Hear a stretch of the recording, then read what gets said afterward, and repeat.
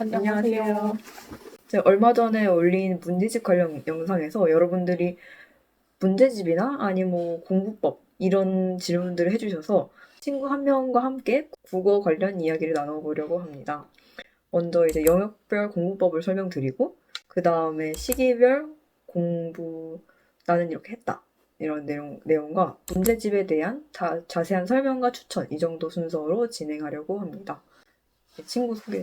안녕하세요. 저는 채널 주인장 고등학교 친구였던 지금은 서울대 국문학과 다니고 있는 친구입니다. 친구입니다. 먼저 독서 얘기를 해보자면 독서 공부에서 가장 중요한 거는 연결성이라고 할 수 있겠는데요. 왜 이 문단 뒤에 이 내용의 문단을 썼는지, 왜 이 문장 다음에 이 문장이 나오는지를 계속 생각하면서 읽어줘야 합니다.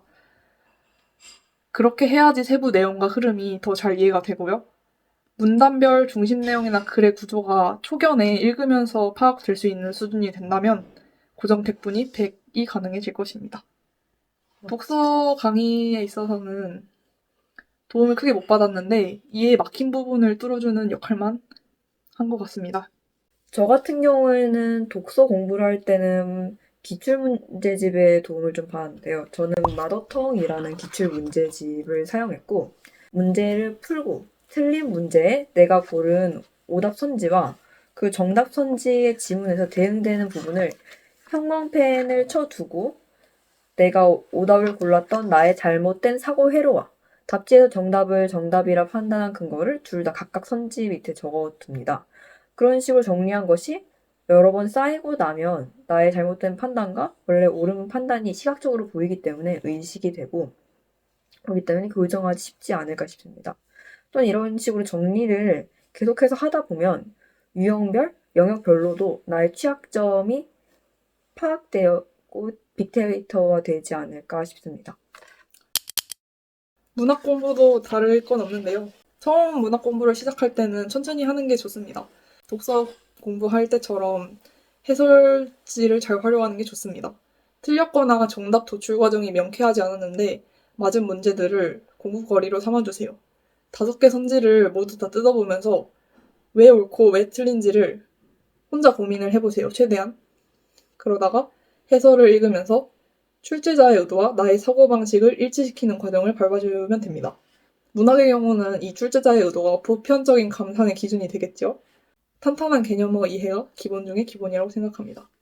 저는 이렇게 문학을 혼자 하면서 감을 잡은 상태로 강민철 선생님 강의를 통해서 정리만 했는데 선생님이 정리해주는 독해 포인트를 염두에 두고 독해하시면은 연습이 될 것입니다.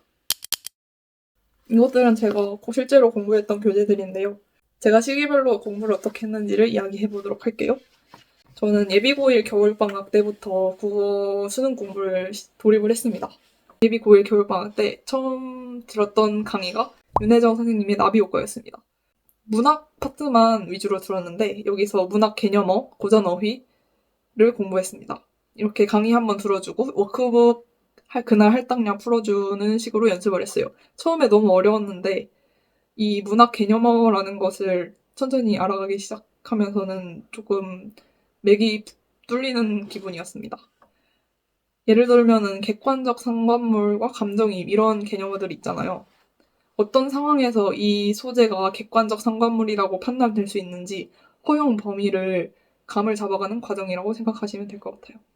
독서나 문법, 화작 같은 공부도 동시에 해줬어야 했는데 그거는 제가 집에서 직접 고1 모의고사 프린트를 해서 3개년 정도를 풀어줬습니다. 3, 6, 9, 11월을 전부요.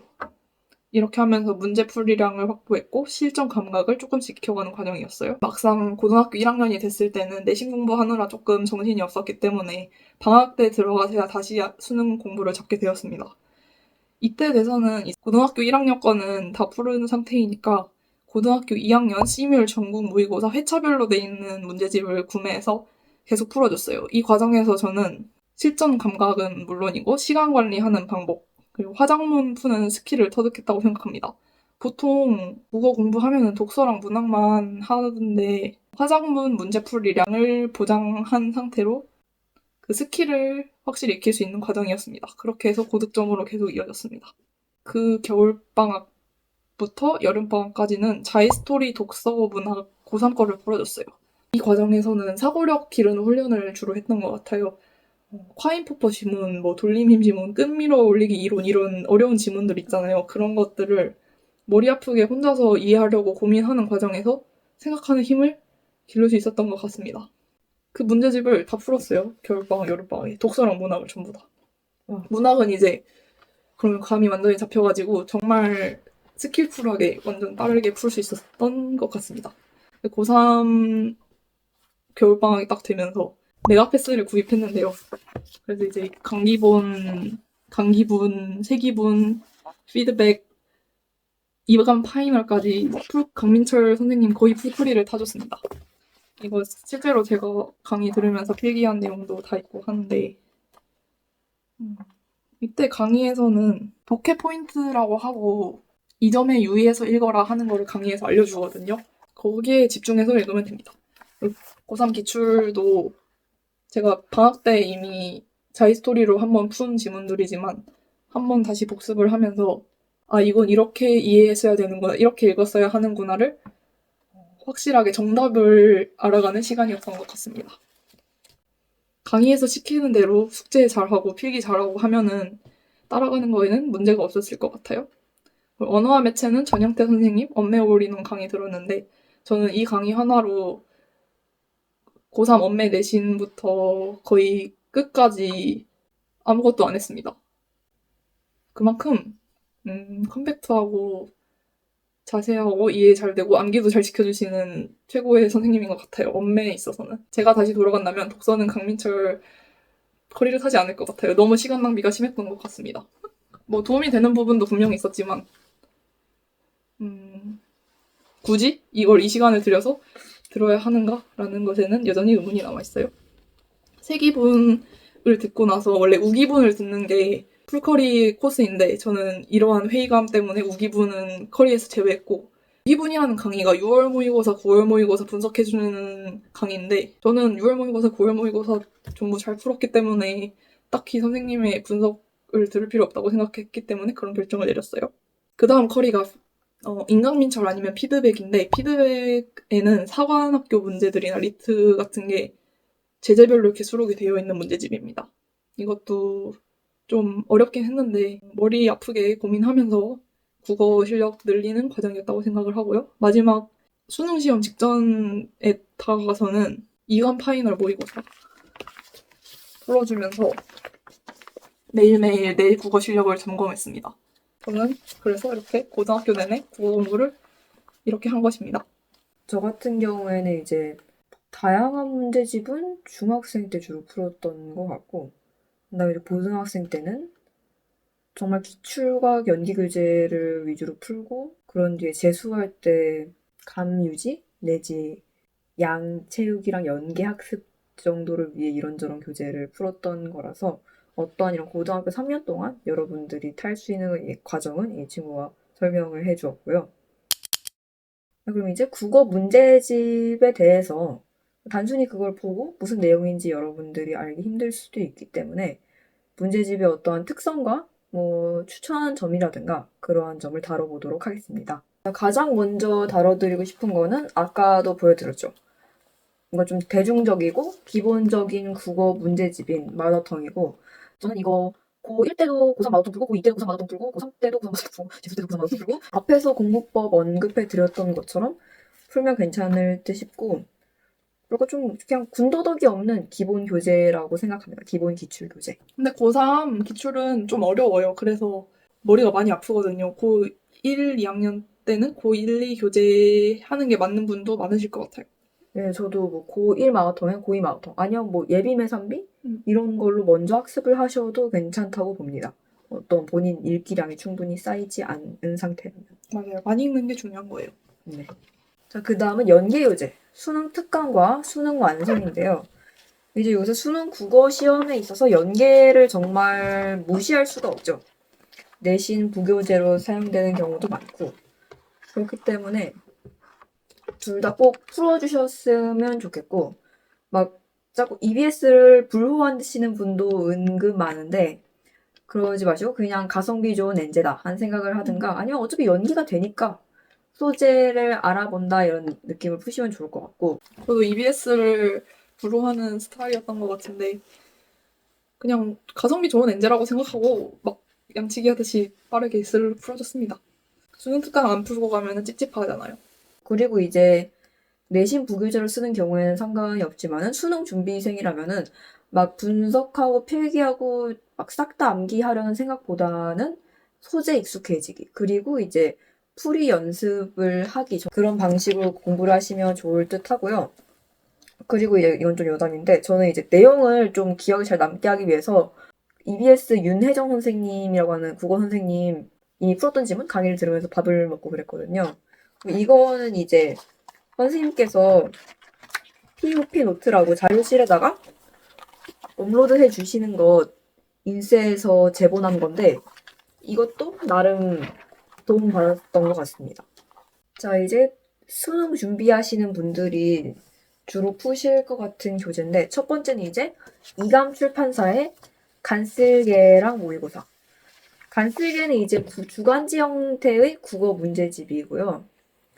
안에 이제 데이 1부터 5까지 이렇게 구성이 되어 있고 이런 식으로 EBS 연계 지문의 변형 지문이 수록이 되어 있기 때문에 그 많은 연계 지문들을 의 변형 문제를 풀면서 그 주제가 정말 머릿속에 주입될 수밖에 없고 그렇기 때문에 이게 한 시즌 6까지 있고 한 시즌마다 이 주간지 권수는 한 4권에서 한 뭐 10권 정도로 다양한데 저는 나름 분량이랑 문제 퀄리티 모두 나쁘지 않다고 느꼈습니다. 연계 양치기가 아까 말씀드렸던 것처럼 가능하고요. 그리고 감 유지를 뭐라도 하고 싶은데 뭘 풀어야 될지 모르겠다. 기출은 뭐 진작에 풀었고 다른 것도 진작에 풀었고 하면은 이런 거 사셔서 2감 오늘 사셔도 좋고 2감 오프를 사셔도 좋고 한번 풀어보시는 거 괜찮다고 봅니다. 2감 모의고사는 이제 같은 출판사에서 나오는 모의고사인데 뭐 이런 국어 사설 회사가 뭐 2감 상성 한수 바탕 이렇게 있는데 그 중에서 나름 괜찮다 하는 평 많이 듣는 편이고요. 저도 나름 무난하고 괜찮다고 느꼈습니다. 이건 경제의 한 수라는 문제집인데요. 정말 이름 그대로 비문학 지문 중에서 경제 파트 관련된 내용을 담고 있고 제가 개인적으로 법경제, 그 중에서도 법이 좀 더 약하긴 한데 간쓸게 S 시리즈라든가 아니면 이런 독서 강화 클래스 법경제도 풀어봤지만 이 경제 한 수가 가장 괜찮다고 느꼈었습니다. 교재의 특징점은 가장 앞쪽에서 경제 개념들을 한 통합사회 정도의 이해도만 있어도 이해할 수 있을 만하게 기본적 개념들을 일단 설명을 해주고 시작하고요. 그렇기 때문에 이제 전반적인 지문 이해와 개념어 숙지에 도움이 됩니다. 그리고 내부에는 경제를 제대로 하는 지문들이 수록이 되어 있고 가장 뒤에 보면은 또 이제 그 연도에 수능강 지문 중 경제 지문의 해설이 첨부되어 있기 때문에 자기가 유난히 경제 파트가 약하다, 자기 약점이다, 이해를 해야 한다 하시는 분들은 경제 한 수 괜찮지 않을까 싶습니다. 자, 이제 학생들이 나는 이제 비문학을 더 풀고 싶은데 정말 수능 관련 교재를 풀 대로 풀었다 하면 이제 손을 대기 시작한 게 리트죠. 이건 메리트라고 상상해서 낸 리트 교재고 이거는 리트 산맥제라고 메가스터디 이원준 선생님께서 내신 교재인데 둘 다 어차피 기출이기 때문에 큰 차이는 없고 리트 지문 종류가 조금 다를 수도 있고 근데 거의 다 겹치고요. 이제 차이가 또 있다면 강의의 유무 이건 정말 취향대로 고르시면 될 것 같고 나는 이제 국어는 강의는 굳이 안 듣는다 하면 이거 고르셔도 되고 아니면 나는 지금 뭐 메가 패스가 있다 하면 이거 고르셔도 되고 비문학을 단련하고 싶은 학생들이 주로 푸는 두 개의 문제집일 것 같고요. 그리고 이건 좀 여담이긴 한데 이것도 이제 이원 선생님이 내시는 리미티핏 기출 중에서 문학 기출을 모아놓은 문제집인데요. 항상 국어 문학 문제를 풀다 보면 지문이 조금 거긴 경우가 많은데 여기에는 특이한 게 많이 나와서 그냥 난 수험생활한테 너무 심심하다. 한번 풀어보셔도 괜찮다고 봅니다. 자 이제 내신을 준비하시는 분들이 풀어볼 만한 문제집도 일단 추천을 드릴 건데 이거 같은 경우에는 이제 해법 문학 시리즈라는 건데 이게 정말 분야별로 뭐 현대시, 고전 산문, 고전 시가, 현대 산문, 극수필 그렇게 나눠져 있고 굉장히 많은 지문들이 수록이 되어 있어요. 그렇기 때문에 이거는 그냥 뭐랄까 당장 백과사전.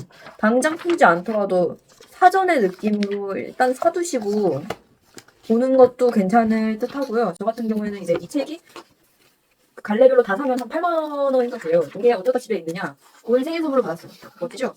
나 아직도 기억나는 게 우리 2학년 기말고사? 2학기 기말고사인가 중간고사 때 너가 여기서 나온 내용이 기억나서 이 문제의 답은 이게 확실해라고 확신을 가지고 우리 애들한테 설명해줬던 거야. 뭐였을까? 이런 진짜 거 그냥 사자. 근데 이거는 정말 내신 때 닥쳐서 하려고 하면 안 맞아. 되고 그냥 자기가 그냥 기존에 뭐 중학생 때 아니면 방학 때 그렇게 봤어야지 나중에 어떤 큰 그림적으로 도움이 되는. 아니지. 아니야? 그냥 시험 어. 범위 있잖아? 그럼 거기서 참고 자료를 이렇게 한번 쓱 읽어보고 아. 시험장에 딱 들어가면은 맞히는 거지. 근데 그런 면에서는 이 다음 책이 조금 더 도움이 될 수. 아, 그런가? 이거는 이제 모모에 던지는 물음표 시리즈인데 이것도 갈래별로 있는데 저는 지금 고전 시가를 가져왔고요. 이게 어떤 문제집이냐면 내부를 보시면 줄거리와 간단한 설명과 특히 이제 인물 관계도 같은 게 나와 있습니다. 내가 어떠한 지문을 읽었는데 지문 내용 파악이 힘들다 할 때 빨리빨리 한번 이렇게 쓱 읽어보고 가시면은 아마 시험 전에 도움이 되지 않을까 싶어요. 그러니까 막 사람 많고 시대 길고 막 그런 거는 이제 읽어도 파악이 안 되니까 이런 거 읽으면 좀 머리에 들어오는 느낌이 들기도 해요. 참고 자료로 좋은 것들이네요. 다. 왜냐면 어차피 내신 문제는 이제 자습서 평가 문제집 족보닷컴. 그럼 별로거든요. 그 평가문집 자습서 이런 거는 너무 쉬워. 근데 그래도 교과서 직통이니까 풀긴 풀어야 되니까. 맞아. 안 풀기는 그렇지만 음, 다다익선이죠. 문제 풀이는. 맞습니다. 바다익순. 자, 우리 내신 문제집 마지막으로는 이건 이제 단거나 시리즈인데요. 이것도 이제 갈래별로 있고 지문과 문제가 정말 이제 단거나 얇기 때문에 많은 편은 아닌데 조금 다른 문제집 같은 경우에는 기출을 다루든가 아니면 정말 너무 개념적인 부분을 다루든가 하는데 이거는 좀 내신스러운 고난도를 보여줍니다. 그렇기 때문에 당장 내신에 닥쳐온 분들보다는 왜냐면 겹치는 질문이 애초에 지문이 얼마 없기 때문에 얼마 없을 거기 때문에 방학이나 아니면 뭐 예비고일 분들 그런 분들이 풀어보면서 아 고등학교 내신은 요 정도 느낌일 수 있겠구나 하고 풀어보시면 좋지 않을까 싶습니다. 국어 공부법과 문제집 얘기를 나눠봤는데요. 지금까지 시청해주셔서 감사합니다. 안녕.